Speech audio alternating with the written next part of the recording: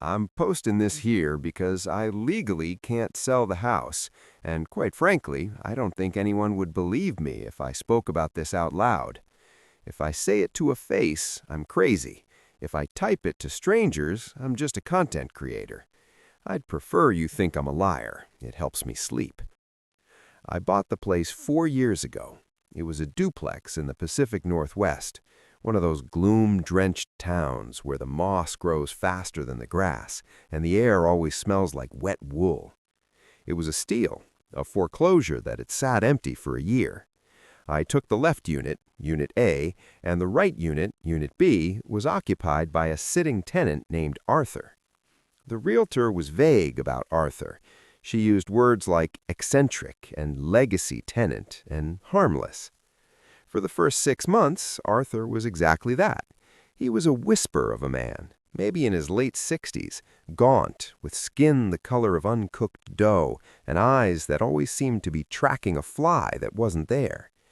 We shared a living room wall, a bedroom wall, and the basement divide. The problems started in November. The rains had come in hard, a relentless gray sheet that didn't let up for weeks. I work from home as a data analyst, so I spend a lot of time in silence.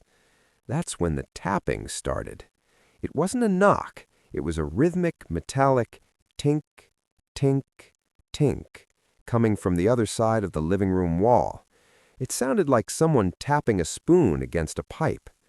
I let it slide for a week. Then on a Tuesday, it went on for 6 hours straight. I went next door, I knocked, no answer. I knocked harder. The door opened a crack, held by a chain. Arthur's eye appeared in the gap, wide and bloodshot. He smelled distinct, not like BO, but like copper and damp earth. "Arthur, the tapping," I said, trying to be polite. "I'm working. Can you keep it down?" He didn't blink. "I'm checking the flow, David." "The flow?" "The pressure," he whispered, his voice trembling. "The pipes are swollen. If I don't tap them, I can't hear where the blockage is moving." "Right," I said, sighing. "Well, if you could just do it less?" "If I stop, it backs up. You don't want it backing up into your side. The membrane is thinner on your side." He slammed the door. I bought noise-canceling headphones. I wrote it off as unmedicated OCD or early-onset dementia, sad but manageable. But Arthur deteriorated fast. By November, the tapping had stopped, replaced by the sound of furniture dragging, day and night, screeching wood across floorboards. I'd be lying in bed at 3 a.m. staring at the ceiling, listening to Arthur shove a wardrobe against our shared wall, then pull it back, then shove it again. I called the non-emergency line for a wellness check. The cops came, spoke to him, and told me there wasn't much they could do. "He says he's rearranging to distribute the weight," the officer told me, looking bored. "Says the floor is spongy. Look, buddy, he's cutting checks for rent. Unless he hurts you or breaks noise ordinances after hours, our hands are tied." I told him he told me the house has a membrane. The cop shrugged. "Old guys get weird. Buy earplugs." I wish I had just moved then, but I was sunk my savings into the down payment. I was stuck. The escalation to the drilling happened in March. I was watching TV when a high-pitched whine cut through the air. Then the distinct crunch of a drill bit hitting drywall. It came from the hallway. I paused the TV. Whir, crunch. Then silence. Then 2 feet to the left. Whir, crunch. I went out to my hallway. I put my hand against the shared wall. I could feel the vibration. He wasn't hanging pictures. He was drilling row after row of holes. I pounded on the wall. "Arthur, stop it!" The drilling stopped immediately. Then a voice, muffled by the drywall but terrifyingly close, spoke right against the plaster on the other side. He must have been pressing his lips to the wall. "It's breathless, David. It can't breathe. I'm giving it pores." I slept at a hotel that night. When I came back the next day, there was a note taped to my front door. It was written on the back of a grocery receipt in frantic, jagged handwriting. Do not drink the water. I heard the stomach rumble last night. It's digesting something big. If you drink the water, you let it in." I confronted him in the driveway that afternoon. He looked terrible. He had lost 20 pounds. His clothes were covered in white drywall dust, making him look like a ghost. He was holding a stethoscope, a legit medical stethoscope. "Arthur, you're destroying the property," I snapped. "I'm calling the landlord. I'm calling the city." He grabbed my arm. His grip was shockingly strong, his fingers like steel claws. "Listen to me, David. I am the only thing keeping this structure from contracting. You think it's a house? You think it's wood and brick? I've drilled the pilot holes. There's no insulation. It's all meat. It's all wet, red meat." I shoved him off. "Stay away from me." I started the eviction process the next day. It's a slow, litigious nightmare in my state. It would take months. Spring turned to summer, and the smell began. It started in the basement, a sweet, cloying rot, like fruit left in the sun mixed with raw sewage. I had a plumber out. He checked the lines. "Pipes are fine," the plumber said, wiping sweat from his forehead. "But, you got a dead animal in the crawl space or something? The soil under the foundation feels soft, boggy." "My neighbor is crazy," I said. "He might have done something." The plumber looked at the shared basement wall, a cinder block divide. "He's doing something all right. Look at the humidity readings." He showed me his meter. "It's 90% down here. It should be 40%. The blocks are sweating." They were. The cinder blocks were dark with moisture, and when I looked closer, I saw the holes. Arthur had drilled hundreds of tiny holes into the mortar between the blocks, and oozing out of them was a thick, pinkish, gelatinous substance. "That's some heavy-duty mold," the plumber said, stepping back. "I'm not touching that. You need a hazmat team." That night, the sounds changed. No more tapping, no more drilling. It was a wet, sucking sound. Thwack, thwack, thwack. It sounded like walking through deep mud, but it was coming from inside the walls. The house felt hot, not warm, feverish. The AC was cranking, but the air felt heavy and biological. I sat in my living room, a baseball bat across my lap, staring at the shared wall. At 2 a.m., my phone rang. Unknown number. I picked it up. "It's the throat, David," Arthur's voice rasped. He sounded wet, like his lungs were full of fluid. "Arthur, I'm calling the police," I said, my voice shaking. "I tried to relieve the pressure," he wheezed. "I drilled the vents, but it's healing them shut. It's healing too fast. It's angry that I poked it. It's going to swallow, David. Get out." "Arthur?" "In the throat. I'm sorry. I tried to wedge it open."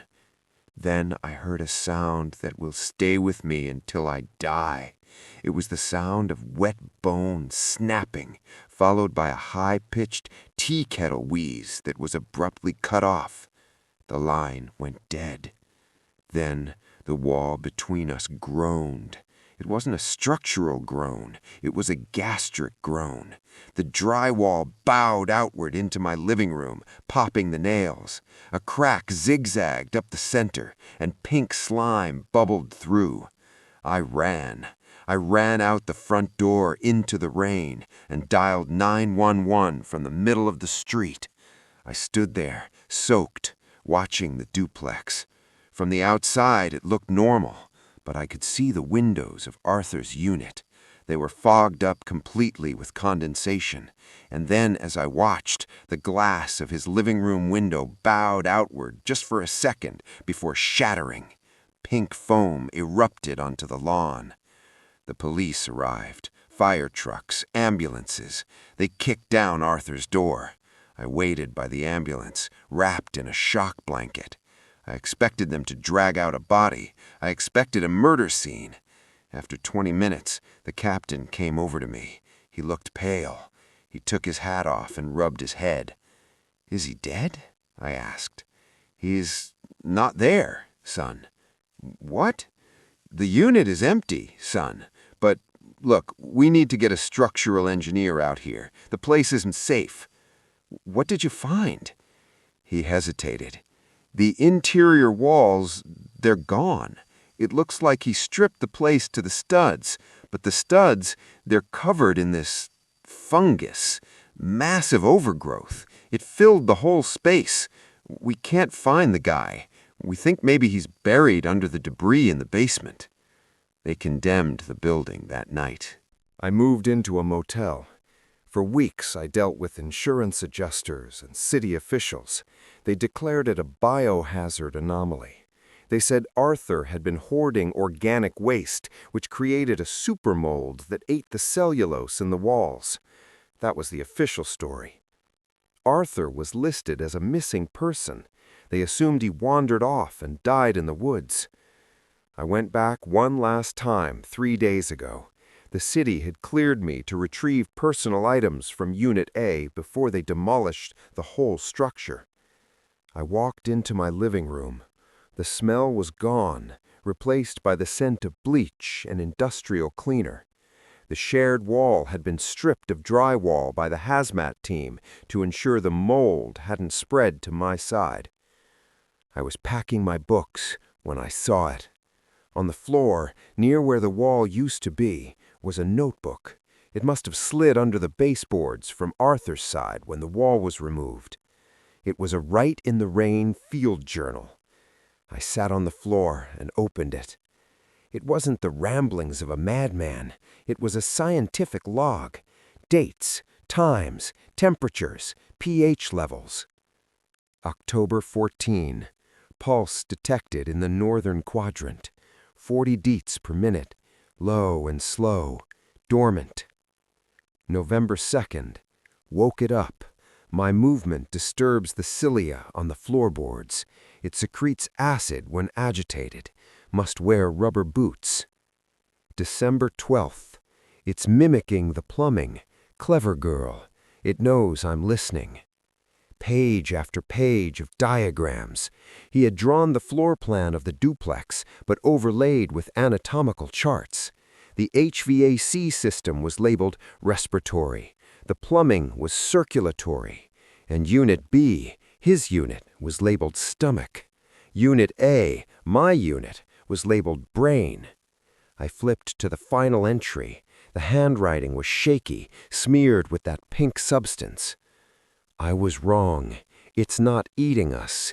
It's gestating. The pressure isn't digestion. It's labor.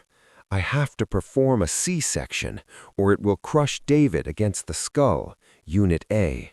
I'm going in with the drill. If I hit the artery, I drown. If I don't, the house is born.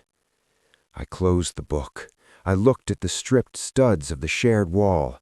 The wood was dark, stained deep red, and embedded in the wood, looking ancient and calcified, were teeth.